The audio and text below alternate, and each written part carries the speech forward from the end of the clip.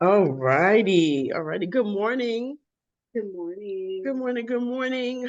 This is Dr. Simmons, also known as Dr. Shanae at the Collective Wellness Institute, coming in a little impaired this morning from travel, but we're going to press through. This was a goal to knock out before the new year. So, Dr. Shanae here from the Collective Wellness. I am joined by, this is so exciting to say. Oh my gosh. I am joined by Dr. Knox. Oh my God. I'm going to stop myself. I'm going to give you a chance to tell people who you are and what you do. And then I will elaborate on why that was so exciting for me to say. So, why don't Okay. you tell the people who you are and what you do? I am Dr. Rade Knox, and I am a private practice owner, intimate private practice owner, and I work with multi-marginalized groups, primarily Black people. But I'm a doctor in marriage and family therapy, and I really am focusing my work and future publishings on African American marriage, and specifically with the millennial generation. And it's been a very interesting, exciting process. Um, my dissertation is out there. I'm starting some, new groups within my practice, but that's who I am. I'm also a light worker. I do a bunch of other things on the side, and but for the most part, I have this intimate private practice, and kind of full time. I'm doing crisis clinician, like consulting work with HCA hospitals right now. Um, but yeah, that's me in a nutshell. Super excited. So, why am I so excited to say that? So we met, goodness, 2021, 2020, Uh-uh. 2020, 2019. 19, Mm-hmm. and you were not Dr. Knox. You Mm-mm. were working toward becoming Dr. Knox, if I remember that correctly. And I was an owner of a intimate private practice, right? My little office. Did you? I think you did go to the office. Mm-hmm. Um, and we began this journey of you and I doing supervision together. And then you shocked me, right? You shocked me with this relocation. And we thought you were like crazy. You like my parents are like, You're doing what? You're going where? You what? What are oh you my God, doing? but one of the best decisions I've ever made. I believe that. I believe that. Sometimes you really just have to go with your heart. And so this beautiful young lady was a student. She was single, had ambitious plans, and she sought supervision. And then it felt like to the responsible people in the world that she was like blowing it all to the wind to relocate with the love of her life. And now, and I completely identify with this. I'll share that in a second. And now, that was not the biggest mistake she could have ever made. Was one of the best decisions she's ever made. She is now married. She is now Dr. Knox and living um, life on her terms, and that is absolutely one of the best things you can do when it works. When it Yes, when works. it works. When it works. And I so identify with that. I remember my husband and I, being young in college, younger than you were, and we were facing having our first child, which was not planned, and we had an unfortunate loss of that child, but we were still in love and planning to get married. And I remember someone saying, I won't say who, um, now you don't have to get married. Mm. And we were like, Right. so unbeknownst to that person at the time, we sped up our marriage plans and we got married, I think within a month of that statement. You know, the people in your life don't always know what's best for you. Mhm. And I will say this, I was maybe 1920. I was 20. I was 20 years old. And we are now facing our, let me get my numbers right. This is 28th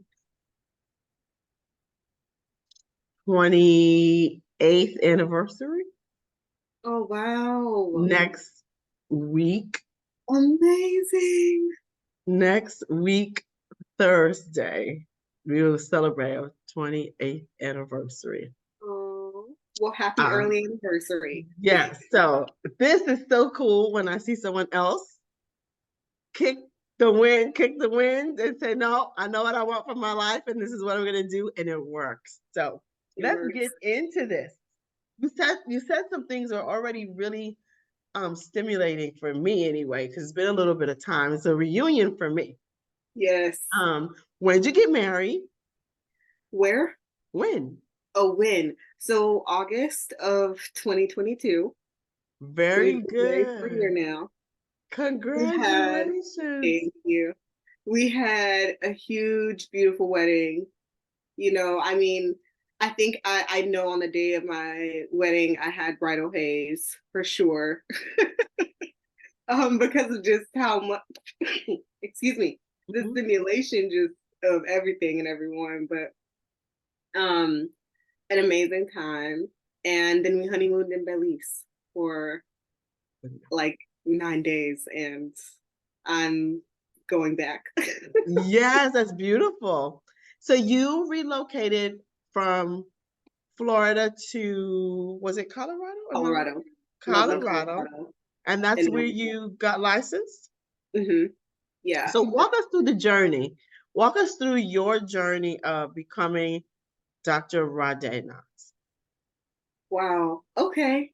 I haven't been asked that one. Okay. So I was initially planning to get dual license in Florida, under MFT and LMHC. But lo and behold, we go and we move to Colorado, and there was a change up of plans. But thankfully, all of my supervision was able to get done at the facility that I was working at a community corrections. I ended up having a friend of mine appear for my master's program. Um, and I think when I had met you already, I had just applied for my doctorate. So I was just about to start in 2019. And so I met with a good friend of mine that was also living in Colorado. I had no one out there, and so I was like, oh my God, my friend's here, I have a peer, and we really clicked, we had always really clicked. So it was nice to have her.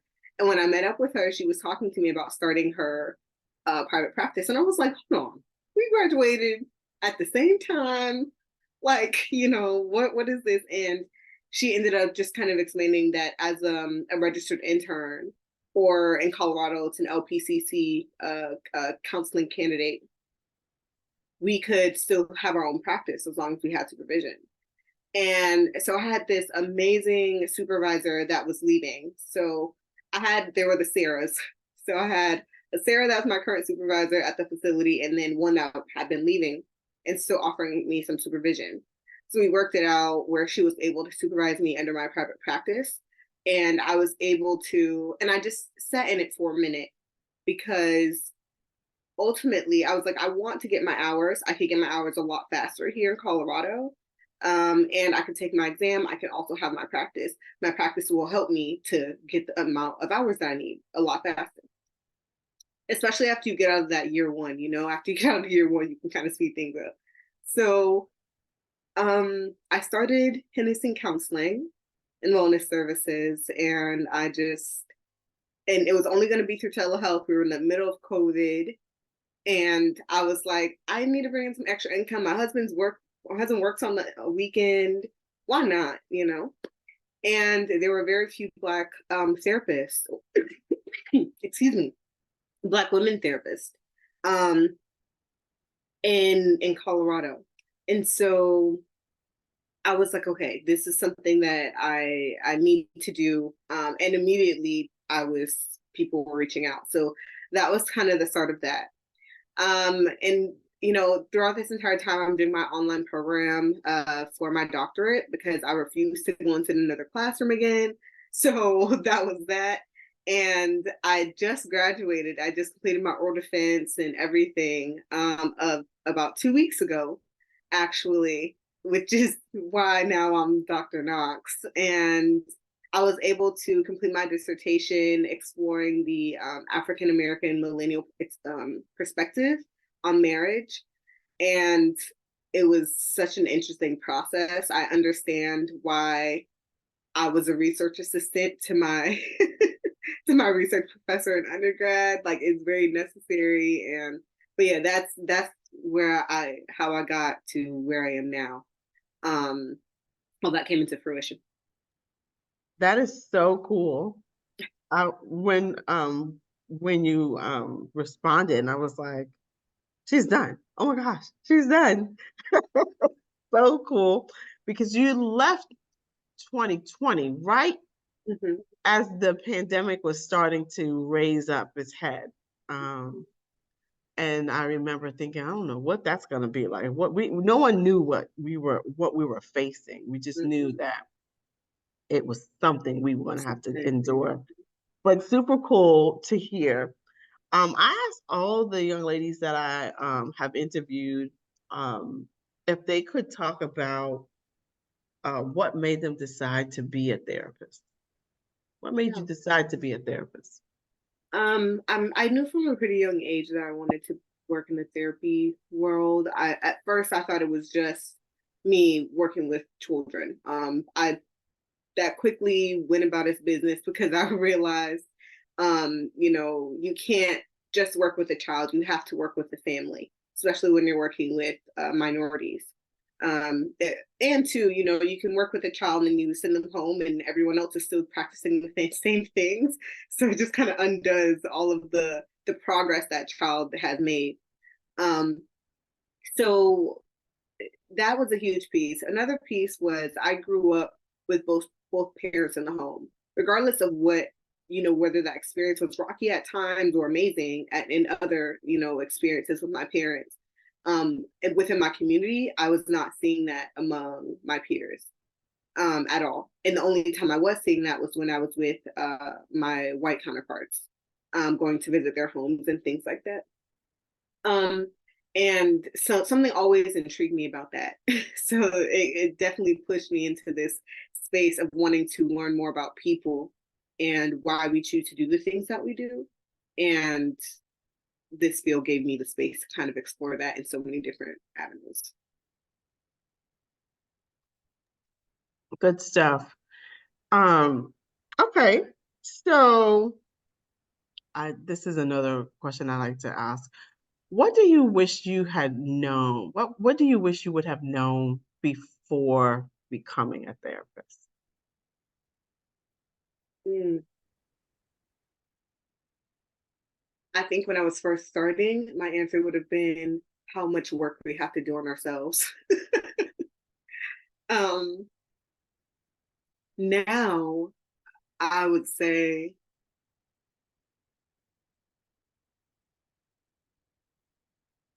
I wish I would have known, I think, what how do I want to word this? Really, I'm a really spiritual person, and I wish I would have known how interconnected all of that is and like the spiritual hygiene it takes, even when I'm working with people on telehealth, you know? Yeah, Yeah. that's really good. That is, yeah, word it however it comes to you. That is really, really good. Who you are cannot be left outside of the therapy room, whether it's telehealth or whether it is in person. If you try to do the things that you're called to do without being who you are comprehensively, you do yourself and the person you're working with a dissatisfaction. And old models of therapy were that you didn't bring yourself into the room. Right. But there's great value in the representation. It's the reason why you work with the population that you work with. Yeah. Representation absolutely matters. Try to tell a parent how to parent and not have children. They don't want to hear it. Oh my goodness. Try to tell a wife how to be a wife and you've never had a husband or you've had seven. She doesn't want to hear it. We just you try to tell someone how to prepare for their doctorate and you don't have one. You're not. There's some credibility that is built into the fact that you have lived experience. Yeah, It's very much. interesting that I just looked at a post where someone was talking about, you know, paying professionals, academics, high dollar to speak, but not wanting to pay lay people to speak. And I made the statement that there's value in the whole thing, right? But there is a great deal of credibility that's built into the lived experience. Yes. You just can't ignore it. It's it's what we're looking for. We are looking for universality. We're looking for someone to see us.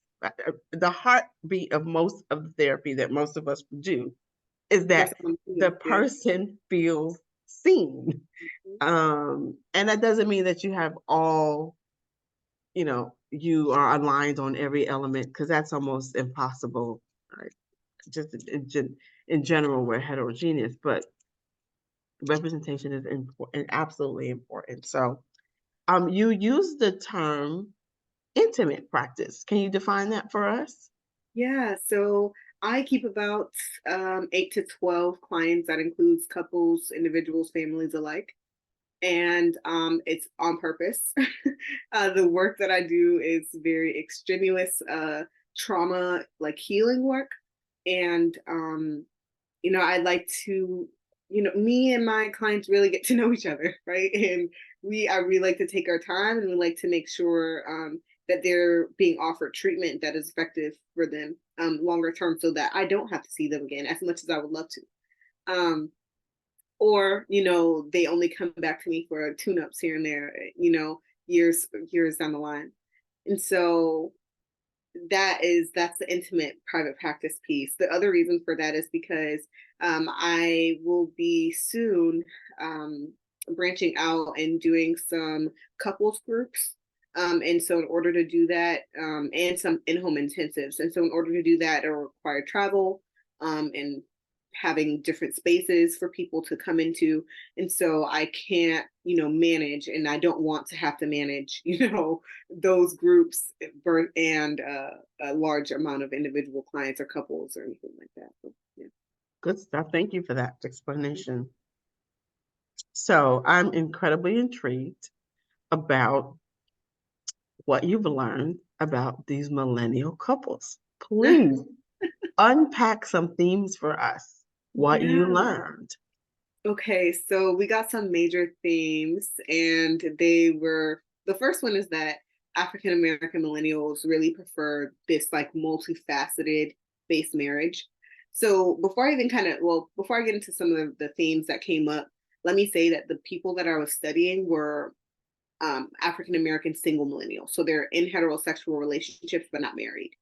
So these are their perceived ideals about marriage. Okay, they have not been married, but it's pretty much what I wanted trying to investigate was, why is it taking us so long to get married? Because we're the delayed generation. They actually think that we're a little bit socially incompetent because of technology. But hey, neither here nor there, right? Um, so with that being said, a lot more delayed in getting married. And so my questions to them were really around, with previous generations, what did they teach you about marriage, or what did you see, right? And how has that shaped your perspective? And as well as how have other past relationships and your current relationships, how have those impacted your view of marriage? All the participants in my study were interested in actually getting married. For one, she wanted all of the ceremony and the ritual. She actually practiced African American traditional religions, ATRs. And so that didn't really catch me by surprise, but it made perfect sense. She was kind of like, I want to avoid the legalities of all of those things. But everyone else was like, yes, I would definitely love to get married to my person. But when you ask them about like previous partners, they were all like, no, there was a void, there was something missing. And so it's interesting because all of them were in this transition period of, I'm identifying my values in part. Some of them were identifying their values by being a part of my study when it came to marriage, and because some of them had never thought of it before. But maybe a few of them were like, oh, yeah, these are the things that I'm actually looking for. These are the values that I have when I think about marriage. Everyone was on the same page about communication, being a top value and trust. However, none of them identified healthy or relationships in previous generations that they wish to emulate or mirror. They all describe them as being either abusive or neglectful in some sort, or some people, simply being taught to focus on self rather than having to care for others, and not having that mindset at all. But even with that, they felt like technology had offered them a great resource to kind of getting some premarital tools, um, while trying not to kind of fall into the traps of, the social media entertainment traps and loops of like couples goals, relationship goals, and this is what you have to do. And so trying to keep in mind, like, hey, this is what that other person was experiencing. So how can we apply this to our relationship? So that was really cool to learn. I was just excited that that was already the mindset and trying to move away from this kind of group think. Um, African American millennials are what we call moving into an interdependent space, because they highly value their individual values and goals. And they also want their partners to have that same value and respect for themselves before they made the decision to move into marriage. That was a huge thing across the board of like, we can't get married if you don't have your things together. And if I don't have my things together, we have to bring something to the table. A lot of it was about breaking generational curses of repeating patterns that they had seen in the past. Trying to be gracious, but trying not to just run at the thought of trouble. That's wow. That's a lot. It's a That's a lot. lot. It's super long. It's super Yeah, detailed, but it needed to happen. No one spoke it, absolutely. you know? Yeah, and it's interesting because I would say over the last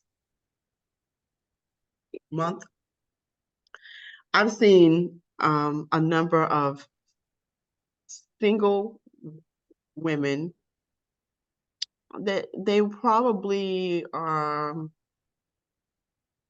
I don't know if they're boomers or not, but they're not Gen Xers. They're a little mature, but also separated, who have used the topic of marriage to stimulate social media conversation. It's been a little irritating actually, but because I'm happily married, so I have a challenge when we use negative marriage stereotypes to Mhm, to promote social engagement.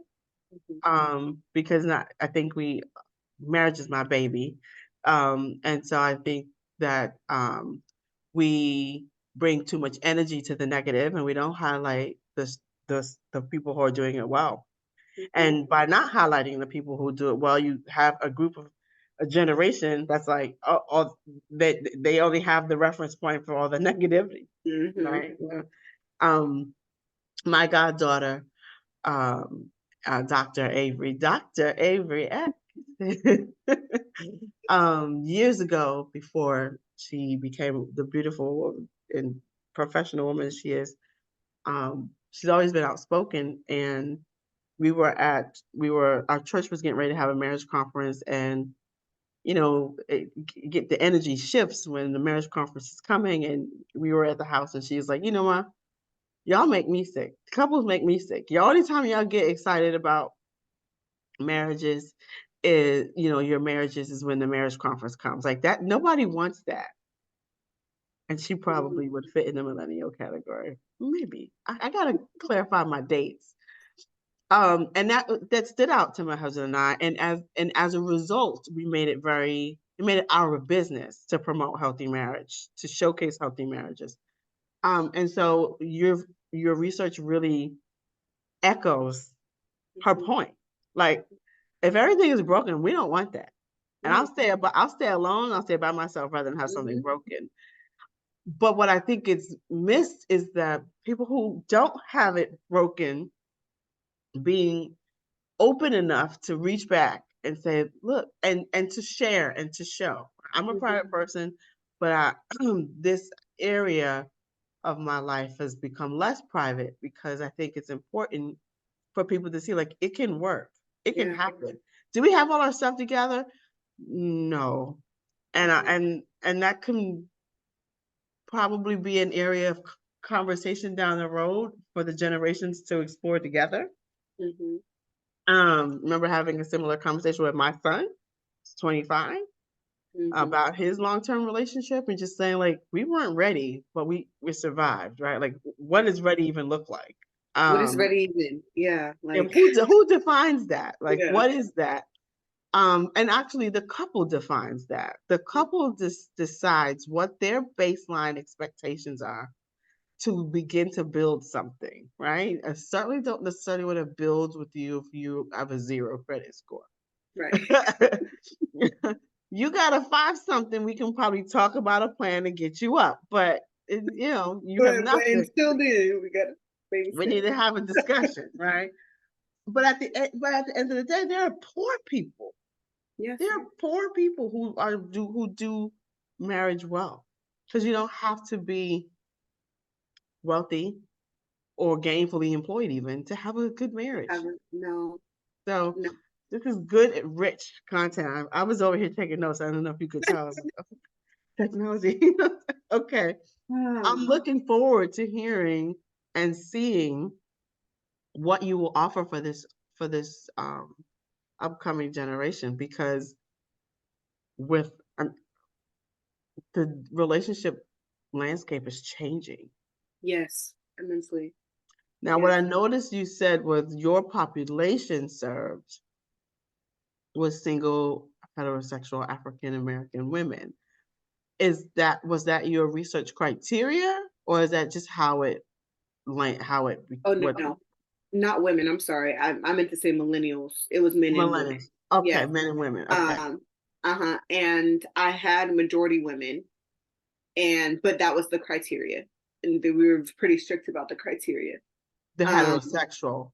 yes, they Okay, would not let me kind of maneuver between there, even though I was like, please let me, right? But they were like, uh-uh. And I understand. gotcha. I understand You why. had in order you had to your data would have been Yeah, my so data was massive. already a lot to Yeah, begin with. yeah, yeah, And yeah, yeah. especially with a lot of my research going into like the history of Black people, the inter and intergenerational, things that can come up simply on an individual level, then when two people come together, how that's impacting socioeconomics. That it's so many places. So if I would have looked at even the LGBTQ plus population, that would have made it even more massive. And that's just research for another day. Yeah, yes. It's just You research for gotta another. finish. They'll tell you, Yes, you can do all the exciting research after you have your doctorate. Right now, right. we just need you to get through. Right. And that is so true. So, Rich, you started to make a statement. You said something multifaceted, Yes. and that was the Oh, thing that triggered for me. I was thinking yes. like, oh, well, there's gonna be all this other because Yes. the definitions of relationships and what's acceptable and not acceptable have changed drastically. So much so that sometimes I'm like, ooh, like I learned things in therapy I never heard of. Yeah. So It's definitely changing. So, okay, yes, I'm sorry, I got distracted. My research makes me really excited. So, but okay, so the theme here was that they had African American millennials have a multifaceted perspective of marriage overall, which is that marriage has to have all of these layers, right? They look at it as a soulmate, oftentimes, right? This is somebody that they're meant to be with and they're meant to have had in their life. And when they didn't have this person, there was a void, right? There was something that was missing. Um, they often talked about a value alignment with whether that was communication, trust, loyalty, attractiveness, physical and sexual attraction. They had criteria for that. Um, as well as mental health. Mental health was a huge thing, self-discovery, wanting to make sure that they were willing to self-discover in the relationship as well as outside of it. There was one, there were two people actually that talked about infidelity a good bit. And often it was about wanting to better themselves for their partner. There were a couple of people that had children already, whether they brought children into the relationship or their partner did. And a lot of that was, okay, well, how are we looking at all of the legalities of marriage and how does this impact our children? How does this impact you later in life or me later in life? So there were all of these, those were some major things that they were like, listen, we can't even be thinking about marriage if we haven't considered these things first, right? All of them also cohabitated except for one, but they were in the process of cohabitating. A huge thing with African American millennials was that, or millennials in general in the US, is that they are shifting from marriage for financial advantage to cohabitating for financial advantage. Okay, so Generation Xers were like, marriage for financial advancement. Some other themes were really based around the utilization of social media, like I mentioned, for resources, not having any positive experiences, but understanding that their past and current relationships have impacted their view and perspective of marriage overall. So they noticed a shift in what they thought about marriage when they got into partnerships and relationships that they felt were more aligned with who they were. Good stuff. Did you by chance, just out of curiosity, have any trauma measures in your survey? No, it was all qualitative, so it was all interviews. Oh, okay. Okay. And I wrote up some questionnaires, but they were just open-ended. Gotcha. Good stuff. I am incredibly intrigued about the impact. My experience says that the trauma has influenced the multifaceted perspective. Yes. So anyway, well, that's so good and so rich. Um, let's see. So your ideal client, who is your ideal client? Oh man, my ideal client. I feel like there's two. Okay, so there is the Black couple. Okay, and to be quite honest with you, it's within my private practice. I have ranged from millennial couples to boomers. Um, and if I've ever had a mixed race couple, is usually one of them is Black. But two of them, the two sorry groups are African American women, and then African American couples. Okay, that's good Mhm. stuff. And you already shared a little bit about what's next. You shared you're going to be doing some intensives. Mhm. What does that mean? Intensives are days of therapy work where so I have a history of in-home therapy Mm-hmm. work, and I'm going to come bring those tools back out and go into homes to do some intensive work, specifically with couples and families. And those days can be anywhere between 4 hours to 7 hour days. Um, and I just kind of roll with them throughout the day, sometimes a weekend. Very good. Wow, that's going to be exciting. Yeah. Um, outside, are you using any particular model for your work, or is your work being driven primarily by your research? Both.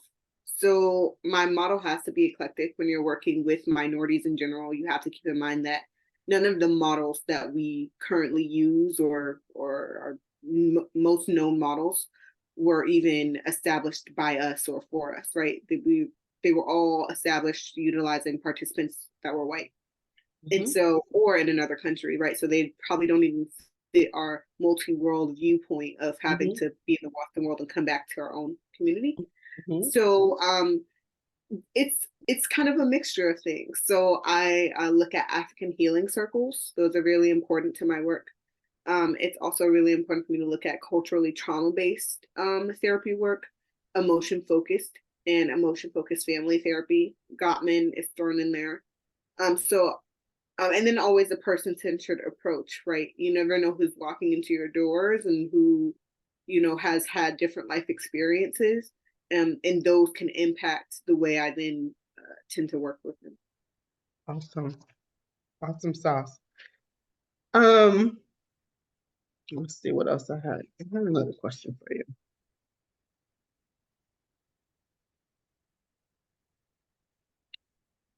How do you mentioned a few things. So you're doing the private practice, you are doing some consulting work with HCA. I feel like you mentioned something else. Um, So, well, I have a podcast. I didn't mention that, but I uh-huh. have a podcast. There we go. So tell us about it. Yeah, so my podcast is called Respectfully a Melanated Therapist. So Respectfully MT, shameless plug if you want to go and listen. It's available everywhere. But it's with a peer of mine. His name is Dimitri from my master's program. It's really where we just we give some psychoeducation, about certain topics that people want to hear about, families, couples. We just had some episodes about reciprocity. Today we have our season finale of season 3 coming out. Where we do like our check-in and happy holidays and, closing it out. So I mean, it's a great time. Some of the episodes can get really deep, and then some of them are, they kind of stay surface level, just giving some information about mental health. We really started this podcast as a call to action, for Black people to one, go to therapy and to get some more Black therapists. We need more of us. Mhm. And hopefully we can inspire people to, think about their own mental well being as well as what they can offer to other people. Yeah, very good. So that sets up my next question. Doing this work is can be pretty challenging. Mm. Um, how do you take care of yourself? Yeah, so I mentioned that I'm a very spiritual person, so spiritual hygiene is a must for me. Cleansing is always important. Um, Also, spending time to like refuel, whether that is like getting massages. I used to do, then I'm about to get back into it, but just my regular workout was pole dancing. I had a pole dance instructor, and she's amazing. So I can't wait to get back to her to kind of get back into my routine there. Right now, I'm on like my therapy break where I'm off until February with private practice. So me and my clients, we take a whole break, and it's for all of us to rest and reset and try to utilize our tools, right? That's super important. So I really do a good amount to take care of myself and really listening to my body. If I need time to be off, then I take off. Um, and I think that's my biggest thing is like Oh, listening to my body. When I need rest, I take rest. And journaling is always a good flow to wipe some stuff out. I love it. Good stuff. So, how can folks find you? Oh man, okay. I knew this was gonna come up, and I'm just not great with social media. It's Mhm. okay. Well, tell them where to find. But How can they find? Do you take insurance? Are you only virtual? Talk so to yes, them I'm about. only virtual. Um, right now I am only self-pay. And Okay. so if you would like to find me, you could always search Jennison Counseling Wellness.com, and I'll send it to you so that you can at least put it in like description. You can find me on social media at signed Dr. Knox, and I think that's the best way for you to find me for the most part. You can always just Google me, and you'll definitely find Yes. me. You are maybe the second or third person because who does this work was like, oh man, I'm not good at social media. And it's interesting because that's not the only place people find you. Like you could just totally give them your phone number. Yeah, Yeah, I like could, but yeah, or email or something. But it's interesting. I think we're in an age now where when we say how do people find you, we equate it to social media. social media tag, what's your handles. And I have one young lady I interviewed, she doesn't have any social media. Yeah, I'm barely even on it. That's another thing. But hey. And I think you all are probably in the same generation. Now that I think about this, majority of you guys are in the same generation. And I'm impressed because by your own admission, the folks often, equate Mhm. the younger generation stereotype. Let me say that stereotype the younger generation to be stuck on their socials, and that's probably not your generation. It's probably the one following. Yeah, that was a nice save, but no. Definitely on it. This generation's definitely on it. I just Let's try it. Well, at least the ones that have been attached to me. The ones that have right. been attached to me are not on their socials very Mm-mm. often. I think that's may speak to purpose, Yeah. clarity about who one is, because you don't have a need to be worried about what other people are doing when you actually have your own purpose. Like you just don't need all that. So that's a study for somebody who wants to study another segment of the population. I'm done with the research personally, but no, that's it's interesting. I was trying to be nice. We appreciate it. Yeah, I've heard some pretty thought-provoking positions about, the generations and the changes. And I one of the things that I do regularly is I force myself to be empathetic and to understand other people's perspectives. Mhm. And so I realized, which was clear also in your research, that the generations before have something to do with what's happening in the generations after. Yeah. And so it's really easy to point finger. I'm like, well, they this and they that. But what did you do or Right. not do, that set that up, as a parent? I remember being really cautious about devices and then giving in and really not knowing how to navigate that and what that meant. I remember helicoptering. It didn't have a term when I was doing it.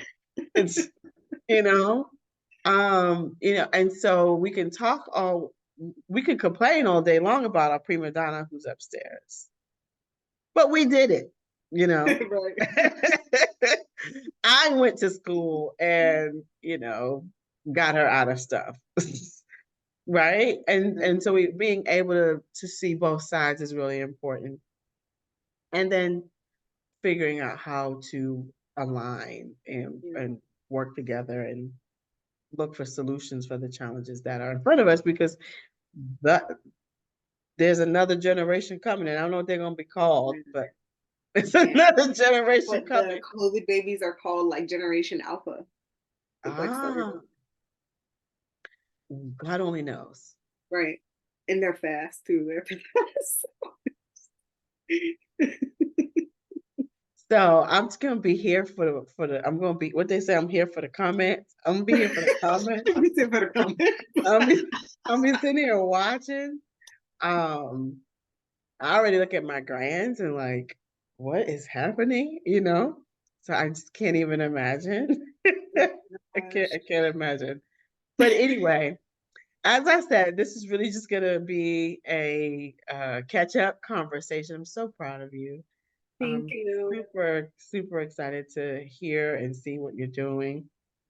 I said in a previous post, it's been a blessing for me to be able to journey along the side of some amazing young ladies that seem to only have one male supervisee. He's still under my supervision so far. But I've learned so much from you all.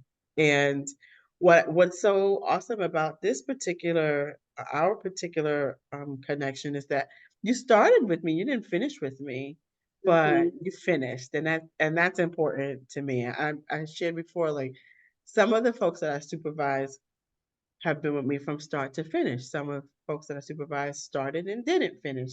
Some of the folks that I supervised didn't start but did finish. And ultimately, it's not there's no preference over one over the other. My goal, really, in doing the supervision is to be able to undergird individuals such as yourself to get to that next level and be able to take the baton and run with it as you all start growing and blossoming. I'm trying to sit down with my tea Love that, and Ruth. and watch. I'm still in. They say I'm still in the game. I'm, I'm still in the game. I'm still playing, but um, but yeah, I'm looking towards the time frame where that I'm not, and in order to be able to do that with confidence, I'd like to know there's some great folks out there in the world Yeah. that can pick up the torch and serve the communities that I serve. And most of you all have committed to the same community, and so I'm grateful for that. Um, Once again, this is Dr. Shanae, the Collective Wellness Institute. Pardon my nasalness. This is a time of hot and cold temperature challenges, and my sinuses don't like that. But nevertheless, this was a rich conversation with Dr.